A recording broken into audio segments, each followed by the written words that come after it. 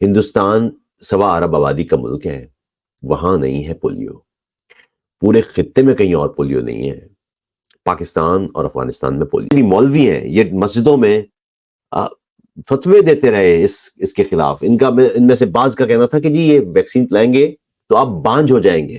اس وقت یہ پلانے والی ویکسین اس طرح سے نہیں تھی، وہاں تو ٹیکے لگتے تھے، تو اس وقت کہا جاتا تھا یہ 6 ٹیکے 6 باڈی گارڈ، کام ہے ان کا ویری ہارڈ۔ اس وقت 6 ٹیکے لگائے جاتے تھے، جان بچانا ان کا کام کریں بالکل بے دام، سب منوں کے ساتھی ہیں، ان کی فوج کے ہاتھی۔ پولیو ویکسین کے نام پر پاکستان میں پھر گڑبڑیں بھی بہت ہوئی ہیں، کچھ لوگ ہیں جو بچوں کو پولیو ویکسین پلا نہیں رہے، دوسری طرف کئی لوگ ہیں جو اس کا فائدہ اٹھا رہے ہیں۔